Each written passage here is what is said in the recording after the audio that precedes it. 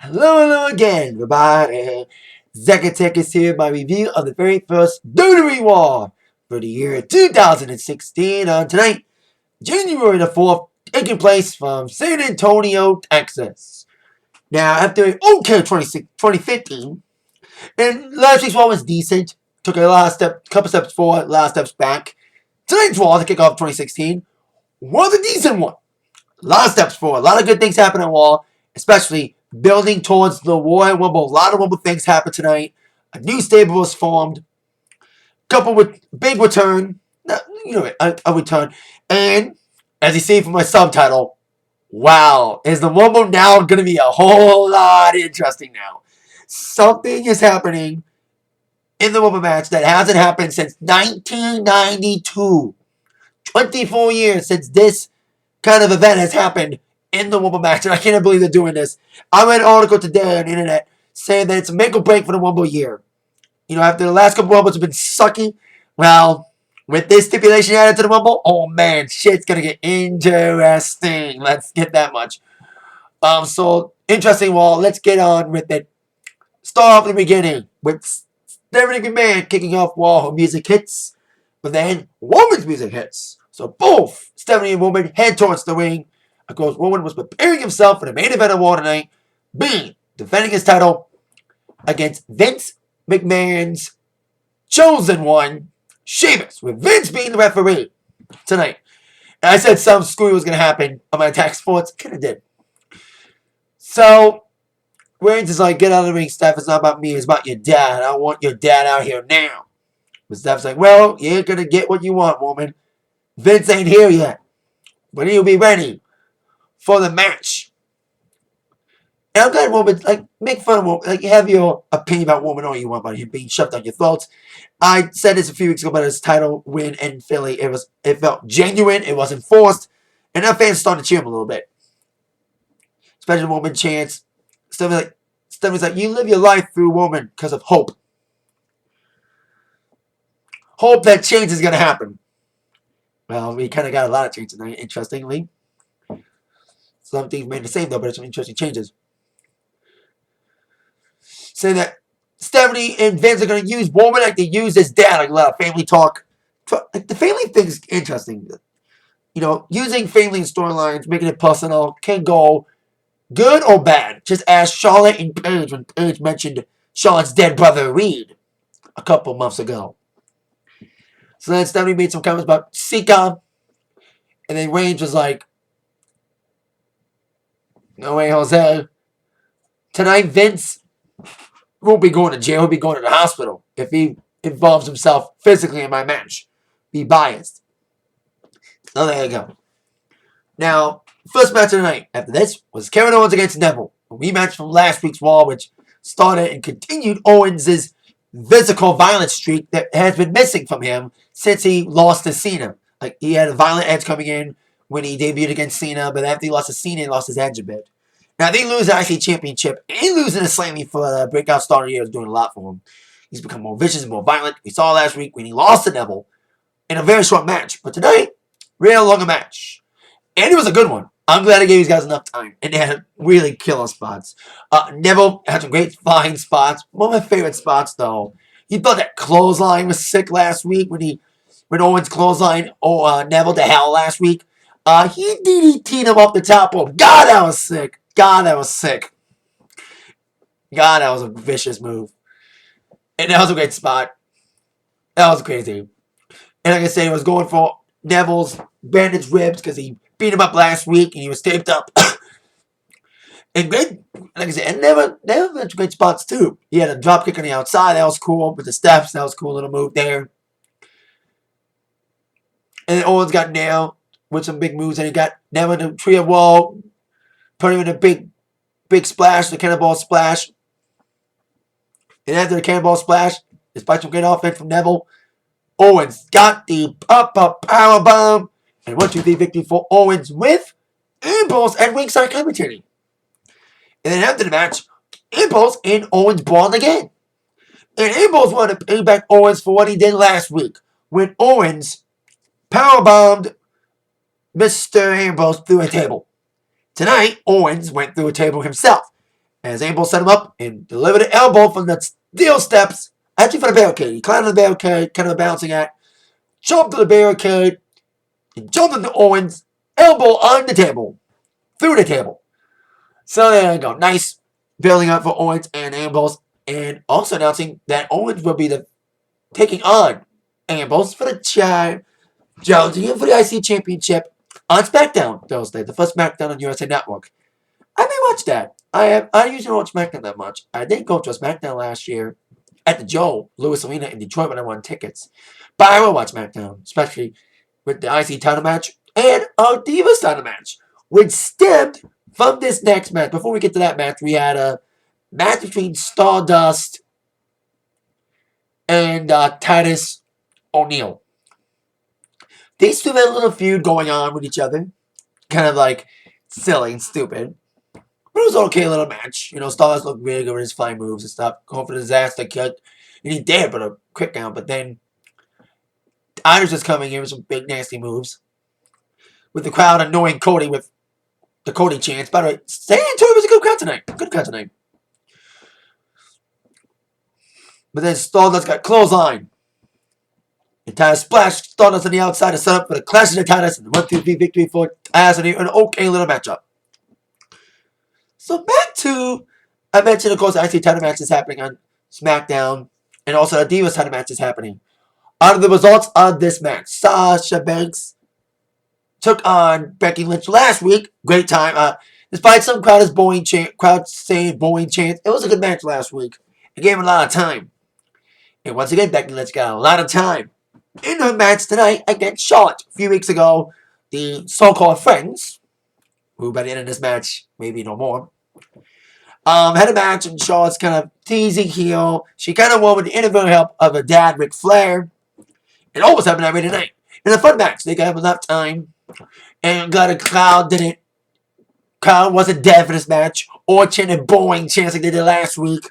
So I'm glad they were more lenient towards them a lot of time.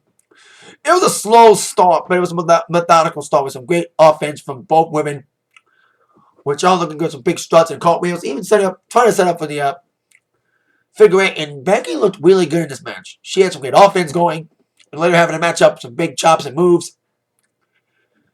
And then as Charlotte was in trouble, Becky with some big boots and moves, Becky got once again distracted by Ric Flair. But the distraction from Ric Flair, which helped Charlotte last time, this time backfired. Charlotte tried to roll up Becky to take advantage of that, but then Becky reversed it, rolled up Charlotte, 1-2-3 victory for Becky Lynch. And a fun, decent Divas match between her and Charlotte. But finally, after months of teasing a heel turn, Charlotte turned full-on heel as she, bam, snuck attack on Becky, literally kicking her in the back, beating her up with her dad watching. Even if we would love to see all the attention focus on Charlotte and her dad out of the way, you know, have Charlotte be her own person and be her own heel without her dad helping. It is intriguing to have her dad involved, though. Maybe for a bit. Maybe after the Rumble, he'll go away, especially if we get the match we all been running. And the match I've been begging for weeks. Charlotte and Sasha. Broken record. But I think now we're heading towards, it's popular that, yes, it's possible now we're going to see the Sasha-Charlotte match on the biggest stage of all, WrestleMania. The stage that match deserves to be on there. Doesn't need to be in the Royal Rumble. It needs to be at WrestleMania. Even Ric Flair said in an interview that he may see a Charlotte-Sasha match. Or even Charlotte Bayley. But I think Sasha-Charlotte would be better than Bayley-Charlotte. Because I like Bayley-Charlotte matches, but Sasha-Charlotte matches have been awesome. I went to NXT match in June in Cleveland. That was awesome seeing them wrestle. So Charlotte finally embraced being the heel. Now on to our next scenario. Why back in Big Show? Now I said this in my Raw review last week that the first hour and a half of Raw was really good until Big Show came in. And the rest of the Raw sucked to the main event. I call Big Show momentum killer. And I thought it was going to be like that again. We had a great start to Raw. I was like, fuck Big Show, momentum killer. A lot of names announced for the Rumble. Big Show's in. The Wyatts are in. And the Wyatts entry came during this match. Thank you, Wyatts, by the way, for ending this stupid match Wyatt and Big Show had some punching and kicking going. I was like, oh god, we don't want to see this fight again. They had a count out last week. But then the Wyatts interrupted it. Yeah! Thank you, Wyatts.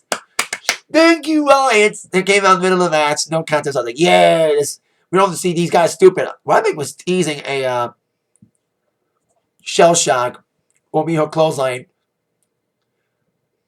And then Big Show went for choke slam, and that's when the Wyatts came out and beat up on Ryback. And then he beat up on Big Show. So it's apparently the Wyatt family, all 4 members, are going to be in the Rumble.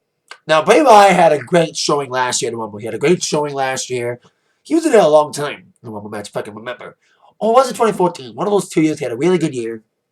I think it was last year that he had a really good year in the Rumble, and he could be a favorite in it, especially now with the added stipulation, which I'll get to. And maybe we'll see some more surprises with some rumored names to be signed, which I'll get to comments on some New Japan people getting signed at the end of the video. After I made my comments about the stipulation you see from a subtitle. I keep teasing it, but hey, it's all good. You see on the subtitle. On to our next scenario. A tag team affair. Rusev and Alberto Del Rio taking on the Usos. Usos wanting revenge after getting beaten down following a 6-man tag last week involving Rusev, Del Rio, and King Barrett when they beat down the Usos after the match with them and Ambrose. So since Ambrose was involved in the Owens match, he was in this match, so it was a tag team. Decent tag team match. League of Nations ain't over. I know League of Nations was supposed to have Kevin Owens. I'm kind of glad Kevin Owens never joined their team because Owens does not need them. Because if Owens was part of their clique, it would not be good for him. And with this push he's got right now, the great violent push he's got right now with the whole Owens thing and Ambrose. And that goes Divas match mentioned is Charlotte and Becky because of the Divas match tonight. That's why I may watch SmackDown. I may make a review for that, but we'll see. So tag team match. These are a little tag team match with the Usos coming with the big flying moves and big kicks. But then the isolation would start as Jay would get isolated by Rusev and Del Rio. Rusev did like a nice little suplex move. That was a nice little move. It was an okay match. With Rusev and Del Rio isolating Jay in the corner till the hot tag to Jimmy after getting some more. Rusev got some more jump after the isolation on Jay. And that's when he got the tag to Jimmy. Jimmy came in the House of Fire, some big moves. And even Del Rio was going to do a stomp and trying to go for the cross up break after a kick. He was doing the C thing, and then Jimmy rolled out of it. He went for the big super kick. He was going for the top rope, but then Del Rio almost got stomped by Del Rio, but he rolled out of it. He went for the big splash. He went for the frog splash. He had the pin. 1, 2. Rusev came in and interrupted it.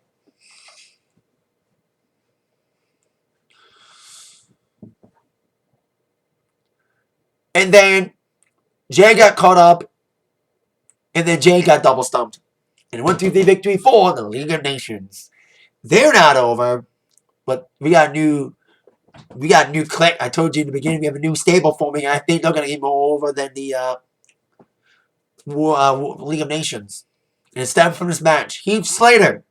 Interested to see him wrestle on a wall for once. We saw him last week on Miss TV until he got knocked up by Big Show. But this week, he was not the punching bag, as he would take on Heath Slater, would take on Dolph Ziggler. With Adam Rose, Bo Dallas, and Curtis Axel in ringside. They had apparently posted some tweets about something happened with change in the air. I only saw Axel's thing. I did see the Where Is Axel thing. I actually went to that website, www.whereisaxel.com. Because since he was Axelmania for a while, till the whole Hulk Hogan racist thing came out, he got buried in that. So now he's starting to rebound with, apparently starting a click with Heath Slater. Look like that. And Slater and Dolph put on a decent little matchup. I thought he was going to be a jobber again. You know, he's going to get jobbed again. You know, he's always lost since he lost a 3-man band. You know, he had himself and Jinder Mahal and McIntyre. He's done nothing else since besides getting his being a punching bag, like I said, being a punching bag job. But as Ziggler gave up some big moves, even going for a super kick at one point. Interference came from Rose. Rose got on the apron one time, and even Bo Dallas got on the apron. But also Bo Dallas distraction that really benefited Slater as he got the roll-up on Mr. Ziggler. 1, 2, 3. Heath Slater wins. I was like, what? I'm stunned by that. And Heath Slater actually won a match. An okay match between him and Ziggler. And then with the 4-man Joyous, Heath Slater announced their clique name. Yes, it is a new stable. The Social Outcasts. I like that. Now, I'm liking the WWE's giving him something to do. Especially Axel, who, like I said, has been floundering since the Curtis Axelmania thing went down after the Hogan Racial thing. Bo Dallas has been floundering ever since he debuted in the company. And you have Adam Wells got those Rosebud segments were cringeworthy. You thought Roman Reigns' anatomy jokes were cringeworthy? Watching Adam Wells in those tabloid news things, the Rosebush thing, those are cringeworthy. And of course, just mentioned Heath Slater floundering. Now, I like the name and all. And I like what they're doing. They're giving something to do. I think it would be interesting to see that. But I think somebody else should have joined that clique. Somebody else should have been there.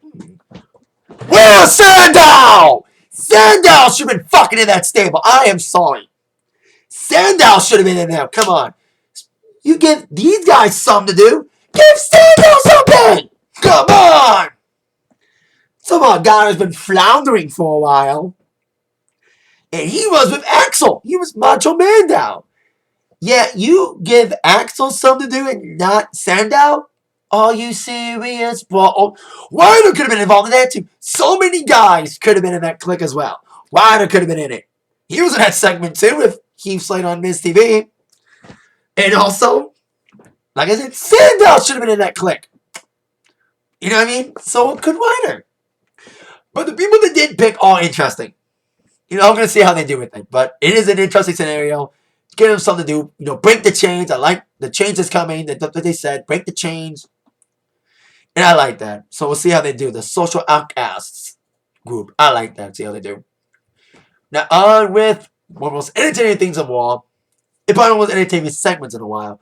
New Day Rocks. I can tell my people think they're annoying, but I love New Day. They had a great segment. Talking about how they're tag team champions, that it's a joyous time.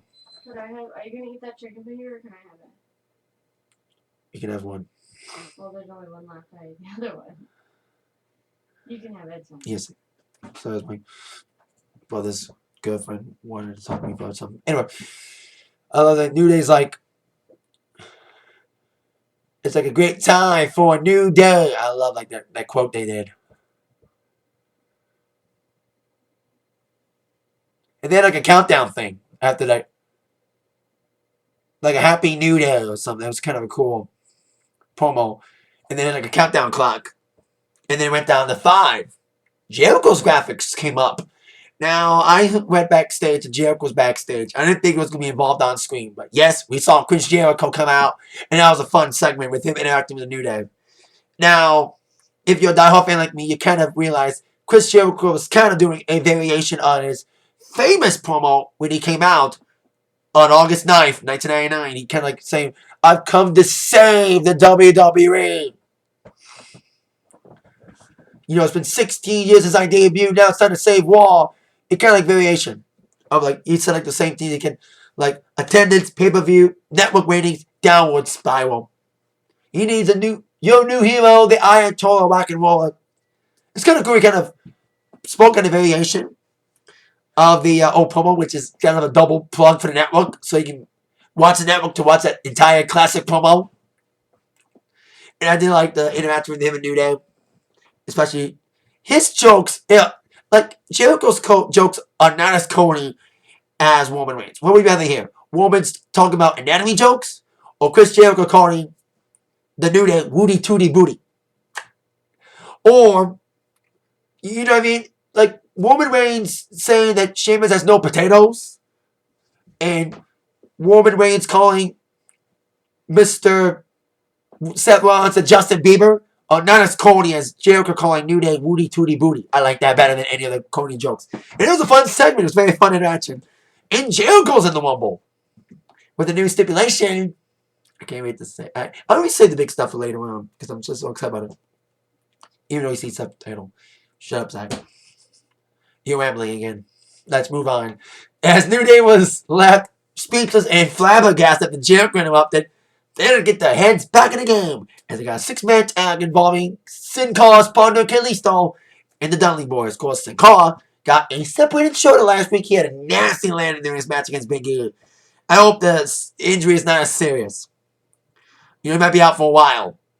Maybe not a while, like maybe a couple weeks, but not a long time. But that was a nasty fall. That was a nasty hit when he hit that. When he hit the floor last week, God, and he didn't injure himself. So if Sin Cara out, Kalisto lies team up with the Dudleys. Fun match. But this is a 6-man tag. With the Dudleys coming with the big power moves and even doing the what's up at one point. But it was Kalisto who was the star of the show as he got some great fly moves in, flying the top rope, flying all around. Because he was the flying portion of the match because Dudley's, they're the power and they got the speed and agility and flying ability of Kalisto. But then the New Day would come flying back with big double, triple team moves because it was all three guys. With Big E coming, he was a big nasty spots. And Kalisto just got his butt whipped. Like if Big E wants to injure Sin Cara, God, I hope Sin Cara's partner Kalisto didn't get hurt too bad because he got splashed all around. He got his back smashed on the middle rope apron. He also got his back smashed by Big E against the barricade and against the post. So he got his ass kicked by Big E, and he looked vicious in there. Just dominate over Kalisto.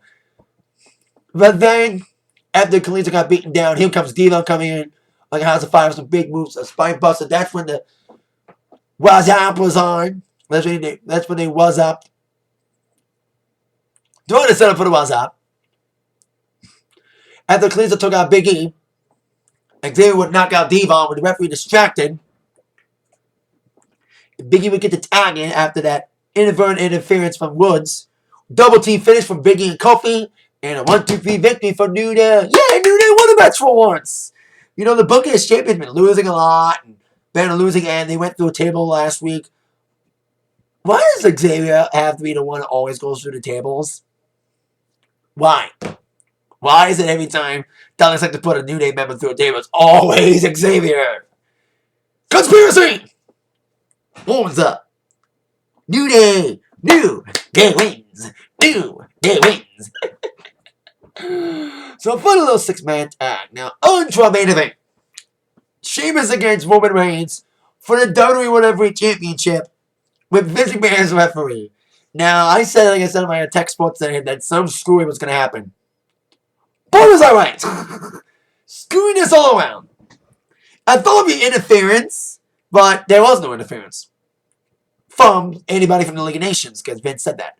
But a lot of you should have known how this was going to go. Kind of predictable. That Vince is going to be biased towards Sheamus, and that's exactly what happened. You've seen these guys wrestle like a million fucking times. It wasn't that bad of a match. The emotions kind of felt forced tonight. I told you about the emotions when Roman was put through the ringer and with the odds stacked against him. The referee being knocked down, Vince getting involved, and it felt natural, it felt genuine. It didn't feel forced. This kind of felt a little bit genuine and a little bit forced. Vince being biased towards Sheamus, even when Sheamus used the steel steps as a weapon and put Reigns up against the table, referee he didn't even count anybody out, showing his bias. So it was an okay match.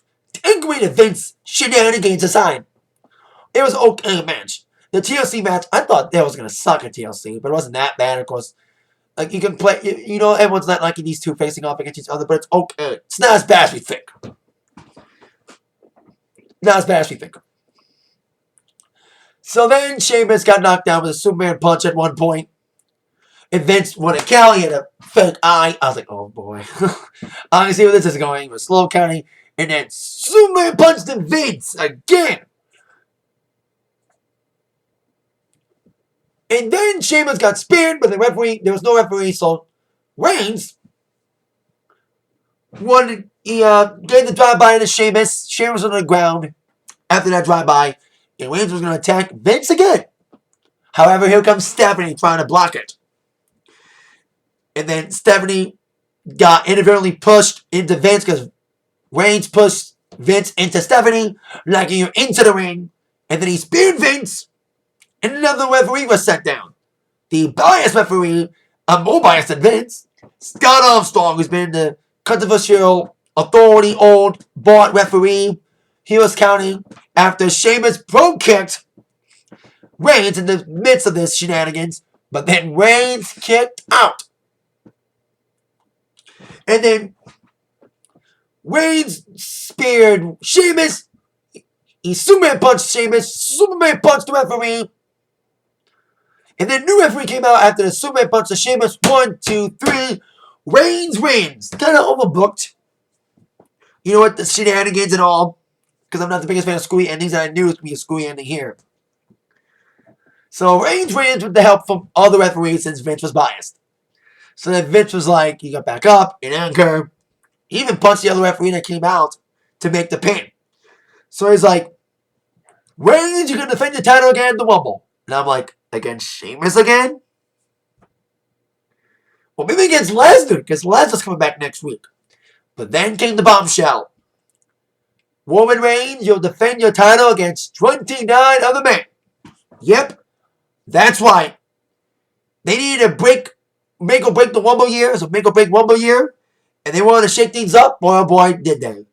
For the first time since 1992, the Royal Rumble match will be for the WWE World Heavyweight Championship. Now, the last time the WWE title was put as the prize for the Rumble match was, like I said, 1992. But it was because it was storyline vacant after the situation with Hulk Hogan and The Undertaker, with controversial endings to the matches with Ric Flair interfering, making Jack Tunney rule that the Rumble match in 92 would be for the WWE Heavyweight Championship, the winner win the belt. It would be the only time until now that would happen. Wow, I did not see that coming. I did not see that coming about Vince adding the stipulation that the Rumble match is for the title. They need to shake things up. Man, Vince is saving the company. Vince saved the ratings. And now Vince is trying to save the show by adding a stipulation of the WWE title being on the line. That means Reigns is in it.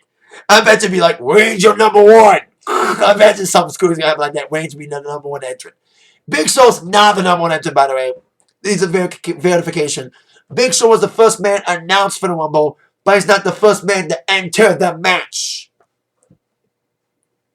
So, like I said in an article today, that it's a make or break year for the Rumbles, because the last couple Rumble years have been stupid, with Cena winning, and of course, Batista winning, and Reigns winning last year.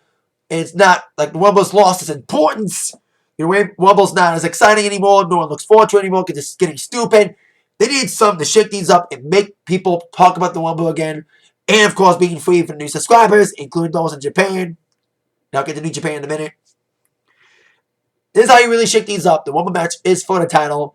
Like I said, it's never happened since 1992. 24 years it's been since a Rumble match has had the title on the line doing it.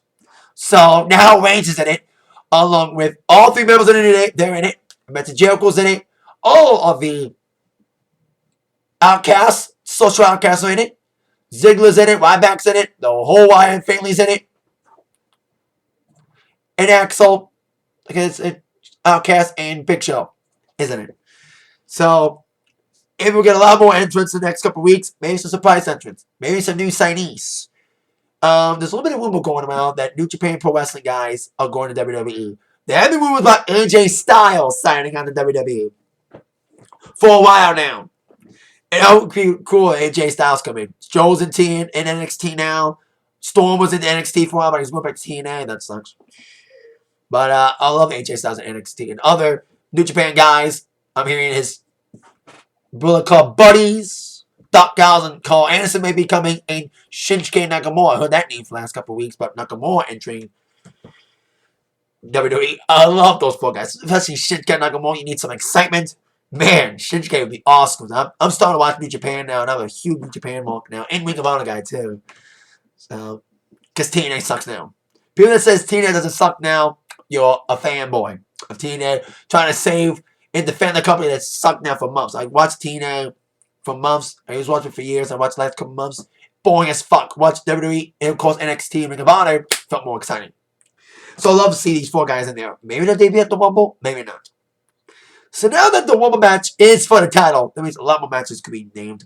And maybe not that few may not be a lot of singles matches now. Because with 30 guys in it, They're all going to go for that title now. It makes the woman more important now. After years of losing its importance and losing excitement and losing interest from the fans, this is how you get interest and excitement back into the woman match, making it for the title.